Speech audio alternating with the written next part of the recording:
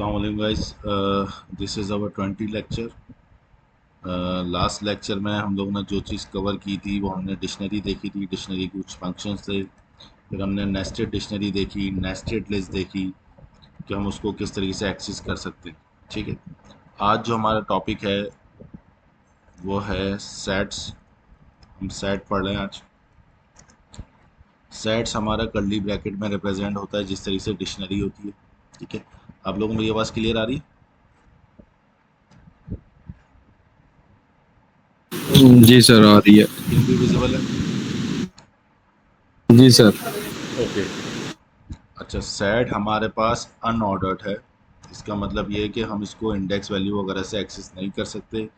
इसकी कोई permanent location नहीं होती. हम जब इसको जिस फॉर्म में क्रिएट करते हैं ज़रूरी नहीं है उसी फॉर्म में हमारे पास आउटपुट आए. ये अपने आप को शफल करता रहता है, अपनी वैल्यूज़ आगे पीछे करता रहता है, तो इसलिए ये अनऑर्डर्ड है. ठीक है, बट यस, सेट हमारे पास म्यूटेबल है. म्यूटेबल डेटा टाइप है. क्यों? क्योंकि हम जब इसको एक बार क्रिएट कर देते हैं तो हम इसमें मज़ीद एलिमेंट ऐड भी कर सकते हैं और रिमूव भी कर सकते हैं. अच्छा, सेट डुप्लीकेट वैल्यू अलाउ नहीं करता. सेट डुप्लीकेट वैल्यू अलाउ नहीं करता. अगर इसमें डुप्लीकेट वैल्यू आती है तो उसको वो खुद ही रिडिफाइन करके सिंगल वैल्यू में शो करता है. ठीक है, इसमें हम मल्टीपल डेटा टाइप्स यूज़ कर सकते हैं जिस तरीके से हम उसमें यूज़ करते हैं डिफरेंट डिक्शनरी में, सेट लिस्ट में. इसी तरह सेट में भी हम डिफरेंट डेटा टाइप का डेटा डाल सकते हैं, लेकिन इसमें डुप्लीकेट वैल्यू अलाउ नहीं है.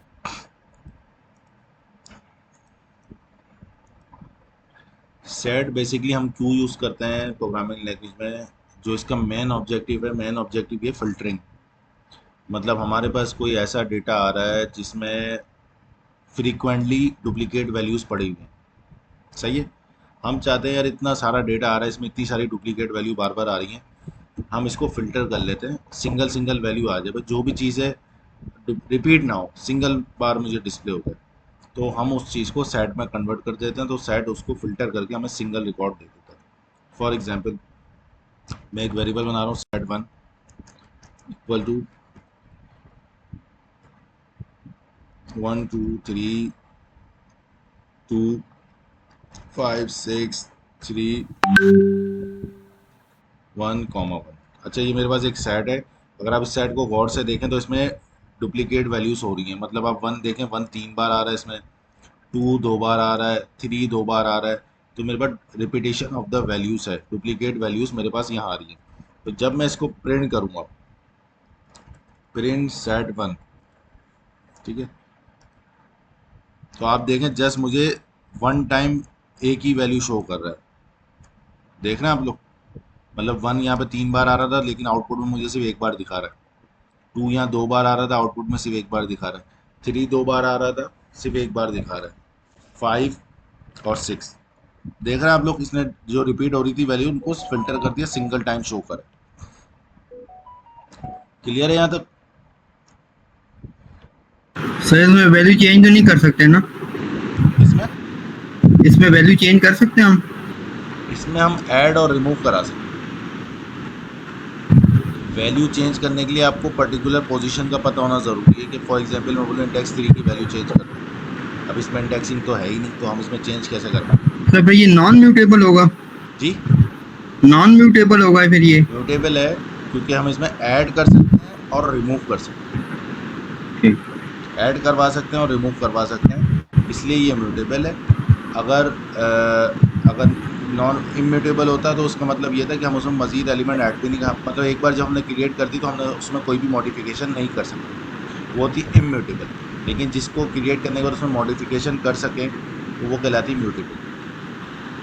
ठीक. सेट हमारे पास म्यूटेबल है. ठीक है. अच्छा, अब आप लोग देखेंगे गौर से तो इसको भी कर्ली ब्रैकेट्स में हम लोग क्रिएट करते हैं, डिक्शनरी को भी क्रिएट करते हैं. फ़र्क क्या है दोनों में? सर की और वैल्यू पेयर होते हैं ना? की वैल्यू पेयर होता है, इसमें सिंगल वैल्यूज होती है कॉमा सेपरेटली. सही है. लेकिन अगर मैं ये लिख दूं फॉर एग्जांपल,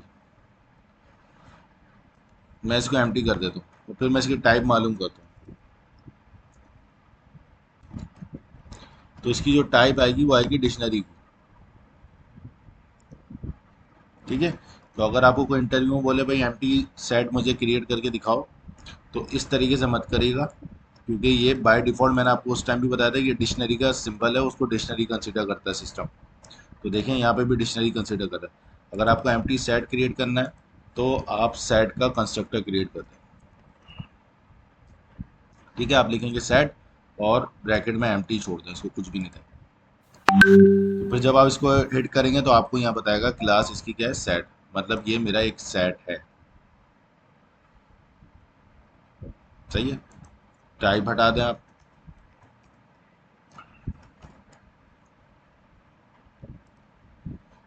तो आपके पास एम्प्टी सेट आ रहा है, यहाँ पे भी कुछ भी नहीं है, सेट खाली है, सेट का फंक्शन है एम्प्टी।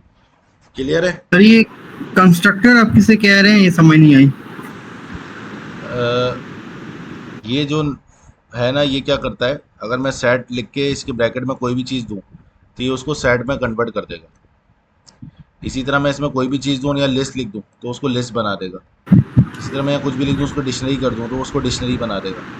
इसी तरह टपल, तो ये इसके डिफ़ॉल्ट फंक्शन है जिससे हम सेट क्रिएट कर सकते हैं, लिस्ट क्रिएट कर सकते हैं।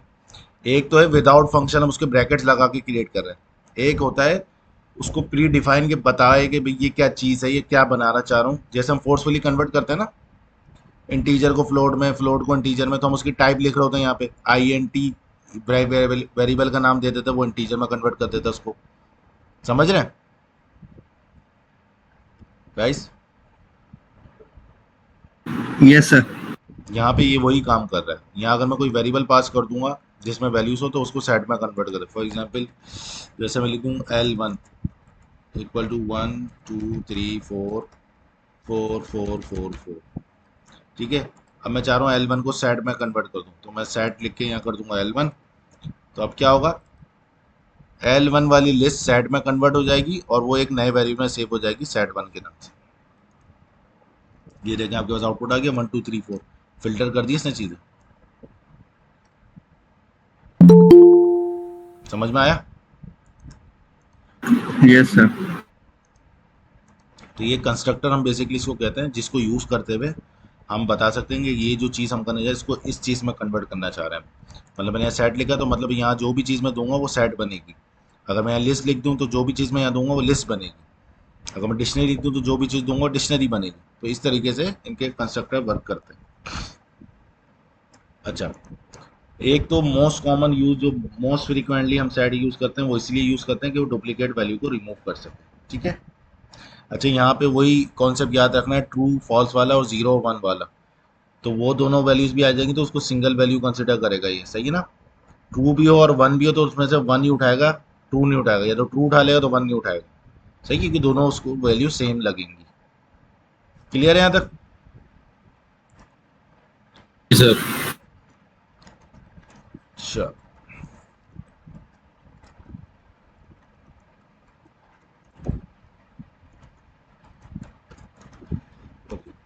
अब सेट के कुछ ना कुछ फंक्शन है। अब जैसे लिखूँ सेट1 डॉट ऐड।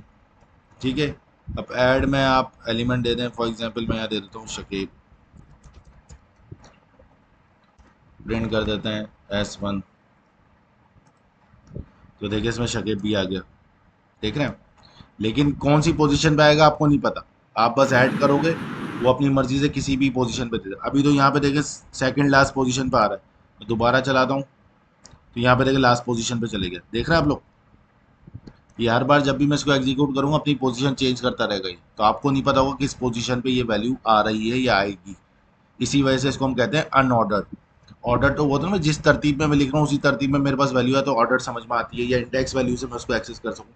लेकिन यहाँ पे ना इंडेक्स वैल्यू है ना ही ये ऑर्डर्ड। क्लियर है? तो ऐड का फंक्शन यूज़ करते हुए हम इसको एग्जैक्ट वैल्यू देंगे, जिस डेटा टाइप में देंगे उसी डेटा टाइप को फॉलो करते हुए हम इसको वैल्यू देंगे तो वो मेरी ऐड कर देगा। अच्छा, इसी तरीके से S1 डॉट रिमूव का फंक्शन है। रिमूव में एग्जैक्टली वैल्यू देंगे तो उसको रिमूव कर देगा ये।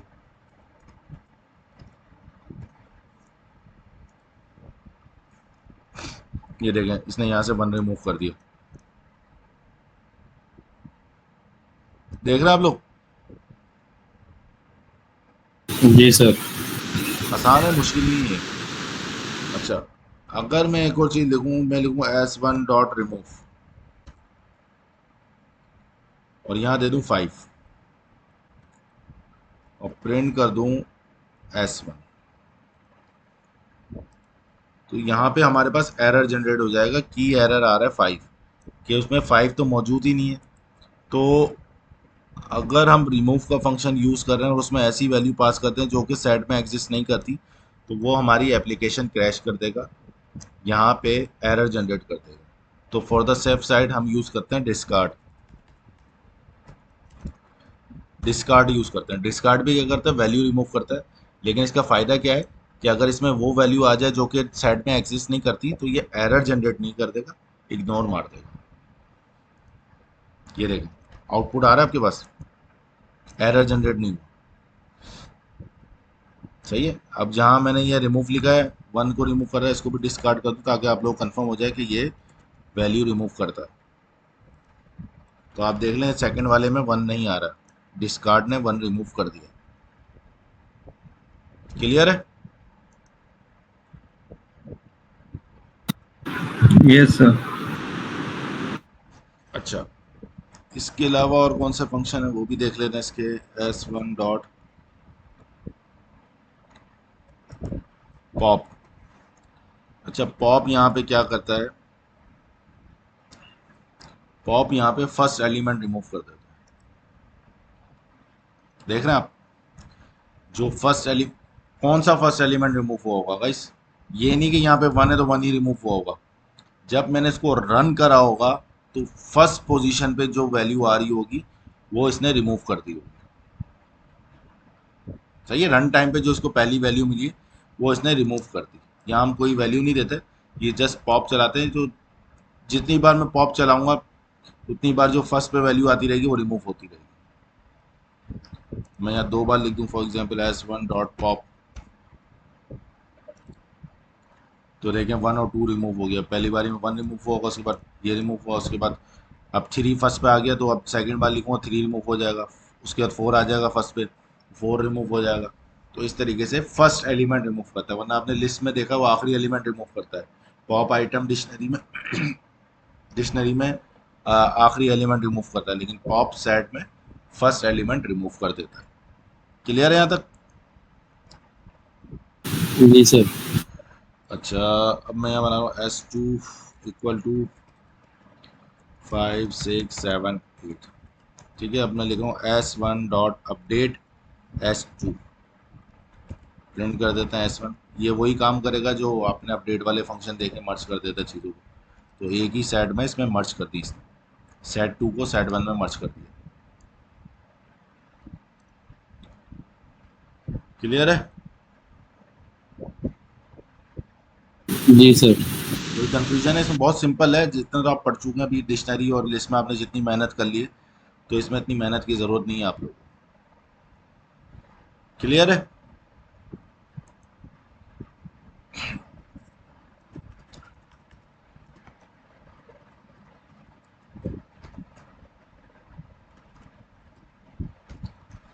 अच्छा, अब दूसरा कॉन्सेप्ट जो सेट को हम यूज़ करते हैं, वो हम मैथमेटिक्स कैलकुलेशन के लिए यूज़ करते हैं। आपने 9 मैट्रिक में सेट का टॉपिक पढ़ा होगा, जिसमें आप लोग यूनियन निकालते हैं, इंटरसेक्शन निकालते हैं, डिफरेंसेस निकालते हैं।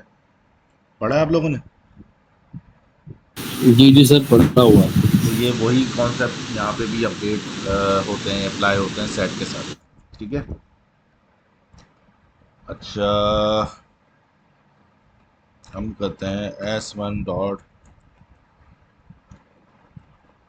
Union s2 print s1।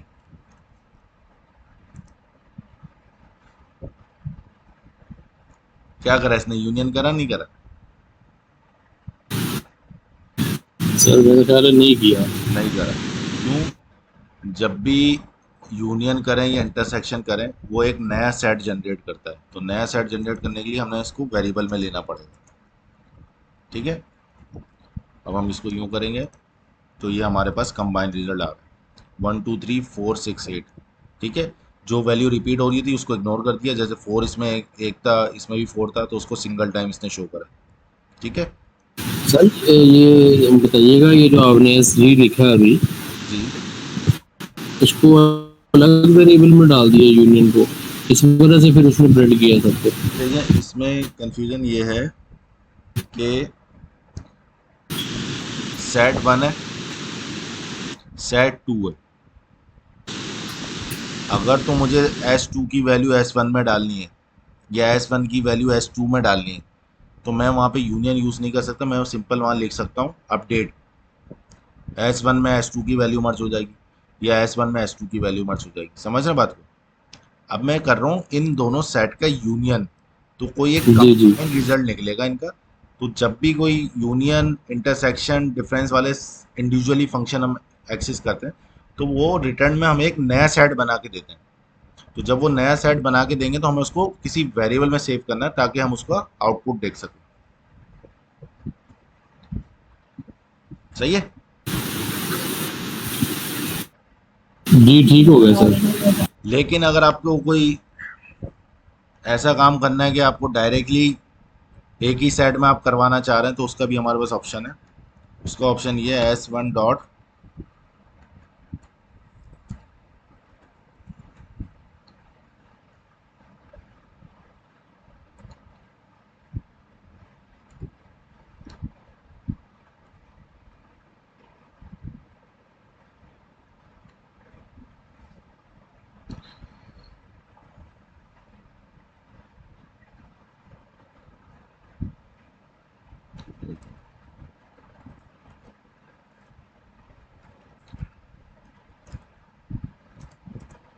अच्छा यूनियन में नहीं है हमारे पास अपडेट का ऑप्शन ना, वो उसमें है इंटरसेक्शन वगैरह में, तो वो मैं उसमें दिखा दूंगा। लेकिन ये याद है कि यूनियन जब भी आप कर रहे हैं एक नया सेट जनरेट होगा, तो उसको आपने एक नए वेरिएबल में स्टोर करना है ताकि आप उसका आउटपुट देख सकें।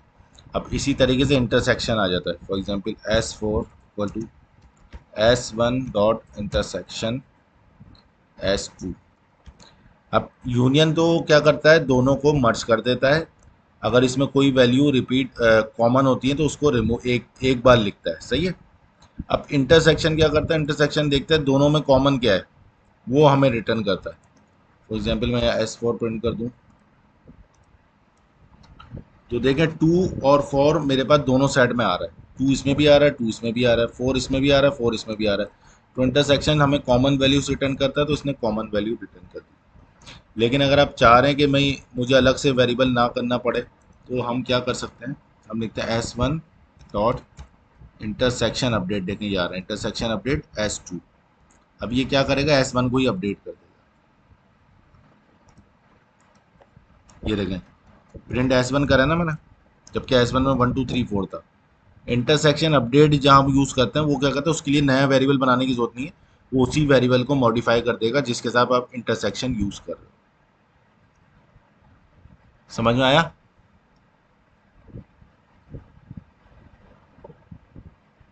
गाइस सर ये दोबारा बता दें, समझ नहीं आया मुझे। देखो एक ये वाला स्टेप है जिसके जरिए मैंने इंटरसेक्शन किया। इसमें जस्ट सिंपल इंटरसेक्शन का फॉर्मूला यूज़ करा था, मैं फंक्शन यूज़ करा था।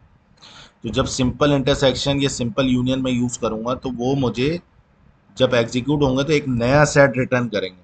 तो जब वो रिटर्न करेंगे तो मुझे उसको किसी वेरिएबल में सेव करना है ताकि मैं उसको व्यू कर सकूं, देख सकूं। सही है?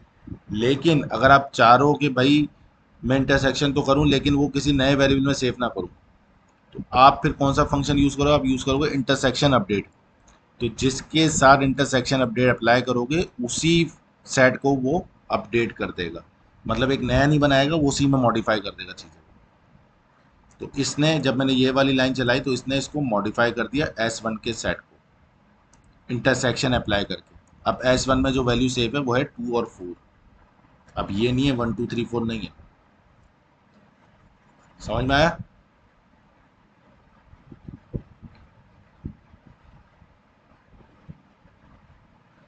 सर इंटरसेक्शन जो है वो 2 और 4 की वैल्यू ले रहा है, जो इसमें देखिए सेम है। पहले तो ये समझे इंटरसेक्शन करता क्या है। इंटरसेक्शन वो वैल्यू गेट करता है जो दोनों सेट में कॉमन है। तो जैसे 2 यहाँ पे भी है, 2 इसमें भी है, 4 इसमें भी है, 4 इसमें भी है, तो 2 और 4 इसको मिल गई कॉमन वैल्यूज जो दोनों सेट में मौजूद हैं। सही है? तो वो रिटर्न करेगा कॉमन वैल्यूज। S1 S2 में जो कॉमन वैल्यूज है वो उठा के S4 में सेव कर देगा। लेकिन अगर मैं चाहूँ भी नहीं S4 में सेव नहीं करूँ, आप मेरे S1 को ही मॉडिफाई कर दो, तो मैं लिखूंगा S1 डॉट इंटरसेक्शन अपडेट वाला फंक्शन। यहाँ सिंपल इंटरसेक्शन यूज हुआ है, यहाँ इंटरसेक्शन अपडेट, दोनों में डिफरेंस क्या है? खाली इंटरसेक्शन एक नया सेट बनाएगा, इंटरसेक्शन अपडेट नया सेट नहीं बनाएगा, एग्जिस्टिंग सेट को ही मॉडिफाई कर देगा। समझ में आया?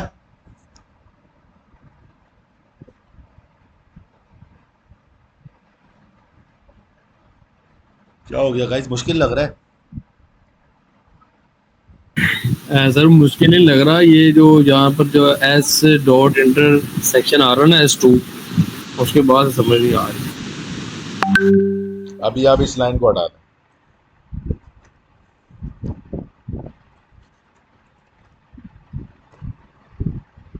अब मैं S4 लिख रहा हूँ, तो आपको पता है S4 में 2 और 4 सेव हो गया। उसने क्या कैसे सेव करा? उसने S1 और S2 का इंटरसेक्शन निकाला, जो भी रिजल्ट आया उसको S4 में सेव कर दिया। यहाँ तक सबको क्लियर है? कोई मसला है? सर क्लियर है। क्लियर है। अब आप इस लाइन को मिटा दें। अब आप बोल रहे हैं मुझे इंटरसेक्शन करना है, तो आप कैसे कर सकते हो इंटरसेक्शन? आप इंटरसेक्शन का फॉर्मूला यूज करोगे। फॉर एग्जांपल मैं लिखूँ S1 डॉट इंटरसेक्शन S2, सही है। अब जब मैं ये कर दूंगा, उसके बाद जब मैं प्रिंट करूँ S1, तो ये कुछ भी नहीं करेगा। ये देखें एग्जैक्टली सेम आ रहा है, S1 में वही वैल्यूज है मेरे पास। क्यों? ये चला तो ज़रूर होगा, लेकिन ये चलने के बाद ना कोई नया सेट बनाता है। नया सेट से मुराद वो S1 नहीं होगा, वो S2 नहीं होगा, कोई अलग ही सेट होगा। ठीक है, तो आपको उसको स्टोर करने के लिए कोई नया वेरिएबल बनाना पड़ेगा, जिसमें आप स्टोर करोगे। जिस तरीके से हमने S3 ये बनाया था या S4 बनाया था। लेकिन अगर आप चाह रहे हो नहीं यार मैं नया वेरिएबल नहीं बनाऊं, मैं S1 में ही वैल्यू सेव करवा दूं इंटरसेक्शन की, जो भी इंटरसेक्शन करने का रिजल्ट आ रहा है वो S1 में ही सेव हो जाए जाके। मतलब S1 को ही मॉडिफाई कर दूँ, मैं एग्जिस्टिंग को ही वैल्यू चेंज कर दूँ। तो उस टाइम मैं क्या यूज़ करता हूँ? मैं यूज़ करता हूँ S1 डॉट इंटरसेक्शन अपडेट। जहाँ अंडरस्कोर अपडेट लग गया किसी भी फंक्शन के साथ सेट में, इसका मतलब ये आपको नया वेरिएबल बनाने की ज़रूरत नहीं है। आप जिसके साथ डॉट लगा के काम कर रहे हो वो उसी को मॉडिफाई कर देगा। अब यहाँ पे देख लें, अब यहाँ पे 2 और 4 आ गया, S1 को ही उसने मॉडिफाई कर दिया। समझ में आया?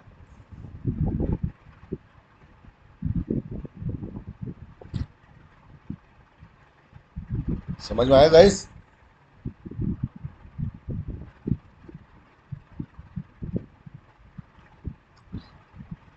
यस नो तो बोलते कोई कोई बोल ही नहीं रहा कुछ। सर पता है बस बोले। किसी को भी समझ में नहीं आ रहा।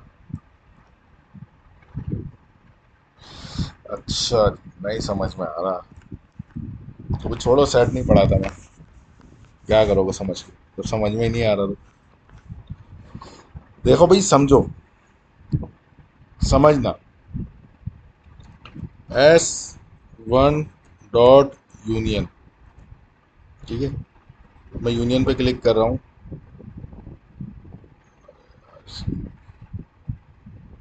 अब पढ़ो, इसकी डेफिनेशन पढ़ो। ये क्या कर रहा है? Return the union of sets S a new set. समझ रहे हो क्या लिखा हुआ इस लाइन में? ये लाइन पढ़ो।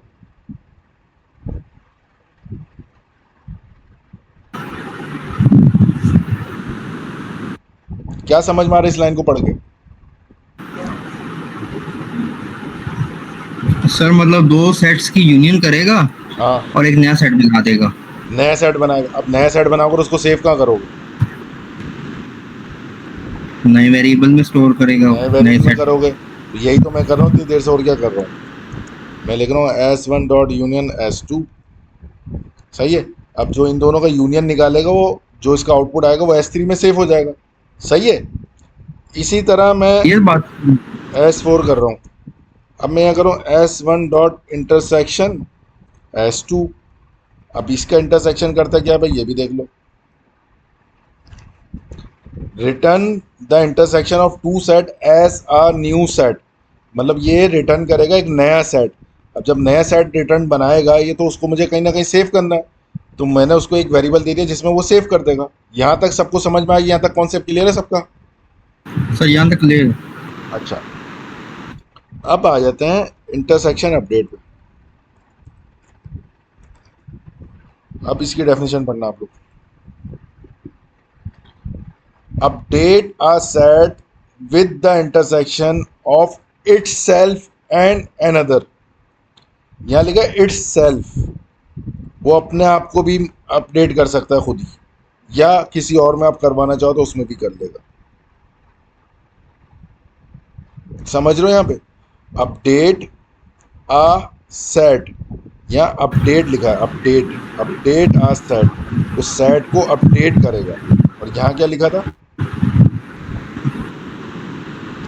रिटर्न अ न्यू सेट, रिटर्न करेगा न्यू सेट।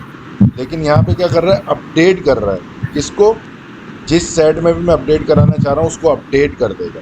तो मैंने S1 के साथ ये वाला फंक्शन लिखा है, तो वो क्या करेगा? इंटरसेक्शन का ऑपरेशन परफॉर्म करेगा, लेकिन वो नया सेट जनरेट नहीं करेगा, वो S1 को ही मॉडिफाई कर देगा। जो भी इसका रिजल्ट आएगा, मतलब सर आगे मैंने S1 में कहीं भी S1 यूज करना है तो वो ये जो अपडेटेड S1 होगा यही मुझे नजर आएगा अब आगे। बिल्कुल ऐसा ही। मतलब इस लाइन ने S1 को चेंज कर दिया ना, S1 की वैल्यूज ही चेंज हो गई इस लाइन पे आने के बाद। तो अब इसके नीचे जहां भी मैं S1 लिखूंगा वो अपडेटेड वैल्यू देगा, जो नया रिजल्ट इसमें सेव हुआ होगा। समझ में आया? थोड़ा थोड़ा।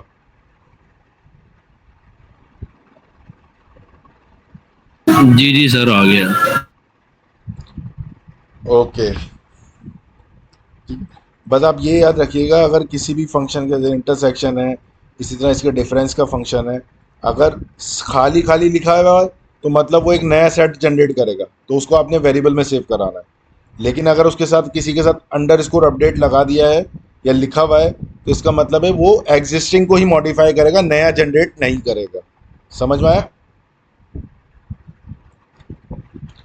अच्छा, अब हम लिख लेते हैं S5 equal to S1 dot difference S2। ठीक है, अब ये सिर्फ डिफरेंस वैल्यू, मतलब डिफरेंस निकालता है दोनों साइड में क्या डिफरेंस है।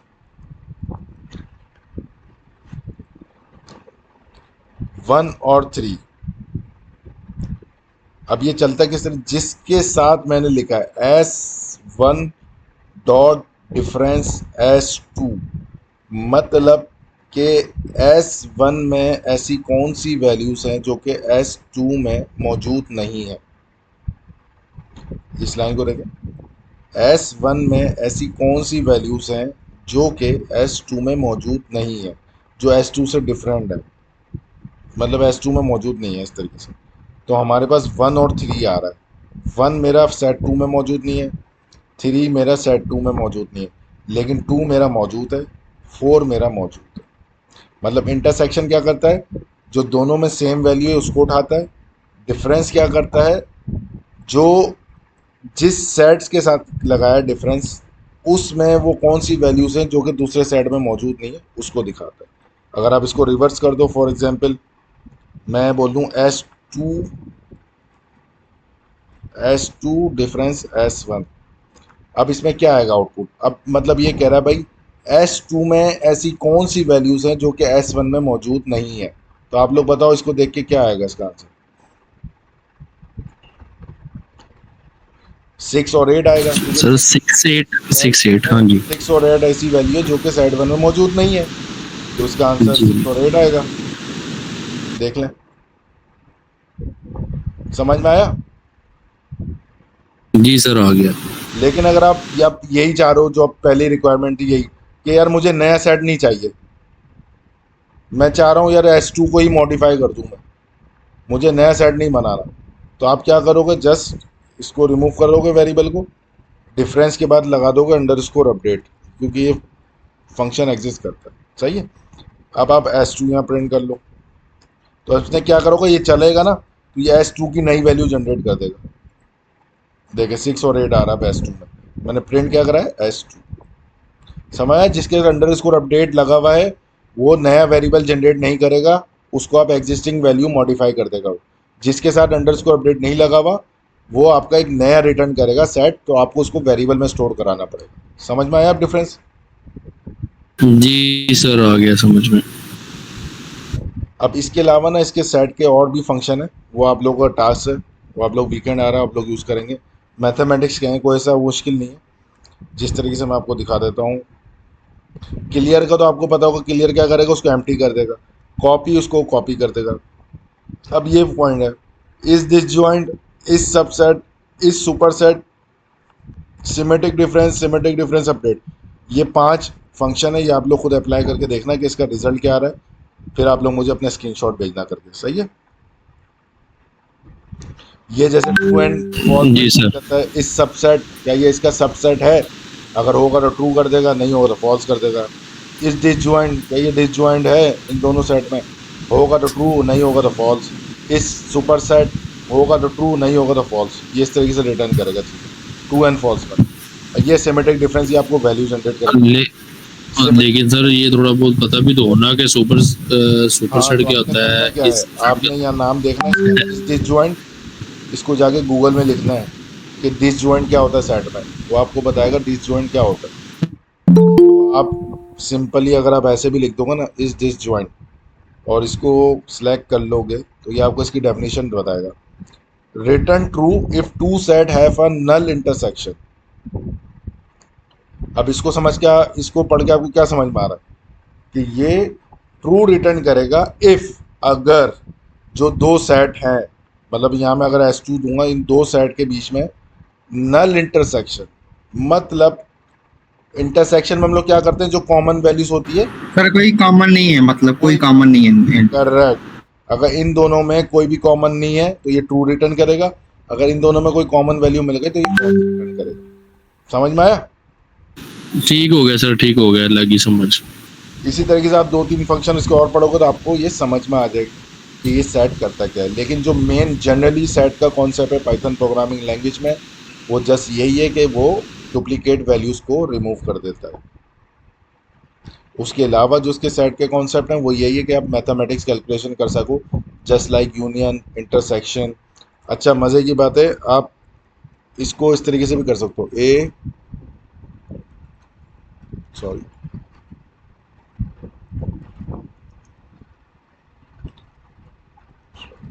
S1, S2, ये क्या करता है, ये जो और का साइन है बेसिकली, ये शिफ्ट के ऊपर वाला बटन, इंटर के ऊपर वाला बटन ना, शिफ्ट दबा के प्रेस करेंगे तो ये आता है, ये सिंबल आएगा तो ये भी यूनियन करता है इन दोनों का, तो ये आपको प्रिंट में यूनियन करके देगा। अगर आप यहाँ एंड का साइन लगा देंगे तो वो इंटरसेक्शन करके देगा, ये आपको प्रिंट में इंटरसेक्शन शो कर देगा। अगर आप बीच में माइनस का साइन लगा देंगे तो ये डिफरेंस लगा देगा, डिफरेंस निकाल लेगा दोनों में, 1 और 3। देख रहे हैं आप लोग? तो ये तो जैसे आप प्रिंट में लगा के चेक कर सकते हो, लेकिन अगर आप प्रॉपर करना है तो आपको इसका फंक्शन यूज़ करना पड़ेगा, यूनियन, इंटरसेक्शन और उसका। ये तो जैसे आप चेक करने के लिए क्या आएगा रिजल्ट, आप प्रिंट में डायरेक्ट पास कर सकते हो। सही है? जी सर। अच्छा, अब जो एक और काम है वो है टपल। अब हमारा जो आ गया वो आ गया टपल। टपल हमारे पास इम्यूटेबल डेटा टाइप है। जितनी अभी हमने पढ़ी 3, जिसमें लिस्ट है, डिक्शनरी है, सेट है, ये सब के सब म्यूटेबल थे। टपल हमारे पास इम्यूटेबल है, मतलब इसको जब मैं एक बार क्रिएट कर दूंगा तो ये मॉडिफाई नहीं हो सकता। टपल हमारे पास ऑर्डर्ड है, मतलब इसको इंडेक्स वैल्यू से हम एक्सेस कर सकते हैं। ठीक है? मल्टीपल वैल्यूज़ अलाउ करता है, डुप्लीकेट वैल्यूज़ भी अलाउ करता है, लेकिन जब एक बार क्रिएट हो जाता है तो फिर आप इसको मॉडिफाई नहीं कर सकते, इसमें मज़ीद एलिमेंट ऐड नहीं कर सकते, इससे रिमूव नहीं कर सकते। ठीक है? तो इसको क्रिएट किस तरीके से करते हैं, T1 इक्वल टू ये, अब आप इसमें कोई भी दे दो, शकेब RS 2426, प्रिंट कर दो भाई इसको।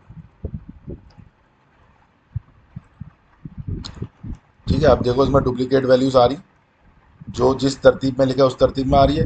अब इसमें इंडेक्स वैल्यू तो वही जो लिस्ट वाले कॉन्सेप्ट हैं, स्लाइसिंग वगैरह सब यूज़ हो सकता है इसमें। आप वही इंडेक्स वैल्यू से एक्सेस करो, जीरो इंडेक्स पे शकेब आ जाएगा आउटपुट में, तो आप शकेब देख लोगे। ठीक है, उसी तरीके से आप इसको एक्सेस कर सकते हो। जो कि टपल लिस्ट वाले कॉन्सेप्ट है वो आप सारे के सारे यहाँ अप्लाई कर सकते हो। बस क्या नहीं कर सकते, इसमें ऐड नहीं कर सकते, इसको मॉडिफाई नहीं कर सकते, इसमें से रिमूव नहीं कर सकते। ये एक बार क्रिएट हो गया तो मतलब हो गया, अब आप इसको छेड़ नहीं सकते। क्लियर है यहाँ तक? टपल को हम राउंड ब्रैकेट्स में क्रिएट करते हैं। अब इसके जो अपने फंक्शन है वो कौन कौन से हैं? सिंपल है, इंडेक्स और काउंट, दो ही फंक्शन है। इंडेक्स आपको इंडेक्स वैल्यू बता देगा, काउंट बता देगा ये वैल्यू कितनी बार रिपीट हुई है, जिस तरह हम प्रिंट में यूज़ कर सकते हैं ना। प्रिंट में मैं लिखूँ T1 डॉट काउंट और उसको वैल्यू दे दूँ 2, तो वो मुझे बता देगा 2 दो बार आएगा इस लिस्ट में, इस टपल में। शकेब दे दूंगा तो शकेब बताएगा एक बार आएगा। इंडेक्स में अगर मैं लिखूंगा शकेब तो शकेब की इंडेक्स वैल्यू मुझे बता देगा। तो बस यही दो फंक्शन हम टपल में यूज़ कर सकते हैं। टपल यूज़ किस लिए होता है? टपल आपकी स्टैटिक चीज़ें स्टोर करता है, मतलब जो कि आपके पूरे प्रोग्राम के लिए फिक्स रहेंगी, चेंज ही नहीं होंगी, तो उसको हम जनरली स्टोर कर लेते हैं टपल में टेम्परेरी बेसिस पे। कि फॉर एग्जांपल कंपनी का नाम, कंपनी का फ़ोन नंबर, या आप समझ लो या कंपनी का ईमेल एड्रेस, ये ऐसी चीज़ है जो कि स्टैटिक रहेगी पूरे प्रोग्राम में। तो आप उसको टपल में एक सेव कर लो, पूरे प्रोग्राम में सेम रहेगी, चेंज नहीं हो सकती, ना आप उसको मॉडिफाई कर सकते हो। कोई सिक्योरिटी पर्पज़ के लिए कोई चीज़ें रखनी है, पासवर्ड वगैरह ये चीज़, तो आप उसको टपल में स्टोर कर दो, वो कोई मॉडिफाई नहीं कर सकता, उसको रिमूव भी नहीं कर सकता। समझ में आया?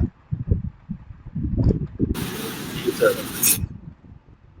अच्छा, टपल को क्रिएट करने का मैंने आपको बता दिया तरीका। अगर मैं इसमें लिखूं फॉर एग्जांपल, ये क्या है मेरे पास, बताएं गाइस। सर स्ट्रिंग है। स्ट्रिंग क्यों है ये? राउंड ब्रैकेट्स में लगाया हुआ है मैंने। सर है तो ये टपल में ही, लेकिन आप शकेब पूछ रहे थे तो वो स्ट्रिंग नहीं है। नहीं, मैं अंदर शकेब नहीं पूछ रहा, मैं ये पूरी चीज़ पूछ रहा हूँ, ये क्या है ब्रैकेट समेत।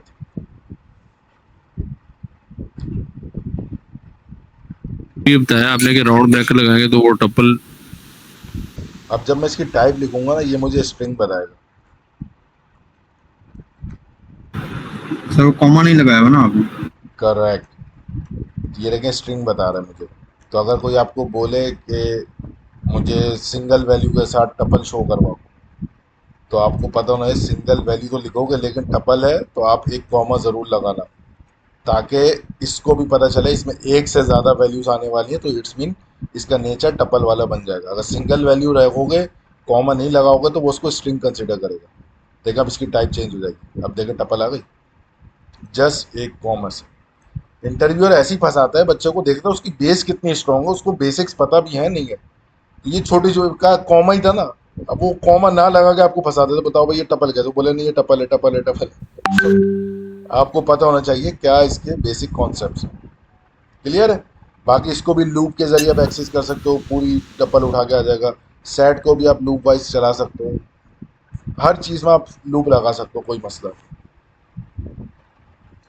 क्लियर है? जी सर। तो हमारी बेसिक का टॉपिक जो था वो हमारा आज अलहमदिल्ला कवर हो गया। इसमें हमने क्या क्या चीज़ें कवर कर ली? प्रिंट स्टेटमेंट देख लिया, वेरिएबल्स देख लिए, डेटा टाइप देख लिए, लैम्डा फंक्शन देख लिया है, लूप्स देख लिए, इफ एल्स की कंडीशन देख लिए, फंक्शंस देख लिए, विदाउट पैरामीटर विद पैरामीटर देख लिए, लिस्ट कॉम्प्रिहेंशन देख लिया है, lambda, map, filter, sorted, nested, ये सारी चीज़ें हमने देख ली। नेस्टेड लूप भी हमने देख लिए। टपल, सेट, डिक्शनरी, लिस्ट, ये टॉपिक भी हमने कवर कर लिए। तो बेसिक्स में हमारे पास यही सारी चीज़ें थी, ये हमारा अल्हम्दुलिल्लाह कवर हो गया। ठीक है, हमारे कंटेंट में एक चीज़ ऐड नहीं है, वो मैंने किसी भी बैच को नहीं पढ़ाई, लेकिन पता नहीं क्यों मेरा दिल कर रहा है आप लोगों को पढ़ाऊँ, क्योंकि इस बैच में मैंने बहुत सारी चीज़ें ऐसी पढ़ाई हैं जो मैंने इससे पहले वाले बैचेस को नहीं पढ़ाई। ठीक है, जो मेरे पुराने स्टूडेंट हैं वो भी इस चीज़ पे एग्री करेंगे। मैं सोच रहा हूँ आप लोगों को नेक्स्ट वीक लगा के 2-3 क्लास लगा के आप लोगों को फाइल हैंडलिंग भी सिखा दूँ इसकी मैं। फाइल हैंडलिंग किस तरीके, CSV फाइल किस तरीके से क्रिएट करते हैं, उसको रीड किस तरीके से करते हैं, उसमें डेटा किस तरीके से इंसर्ट करवाते हैं बाय यूजिंग पाइथन। ठीक है, तो फाइल हैंडलिंग भी मैं आप लोगों को सिखाने वाला हूँ इस कोर्स में इंशाल्लाह। तो बस आप क्लासेस लेते रहें जी तो जी आपको सर, समझ इंशाल्लाह। में आएगा। ठीक है गाइस, जी sir. Okay guys, thank you so much, अल्लाह हाफिज़। ओके सर, अल्लाह।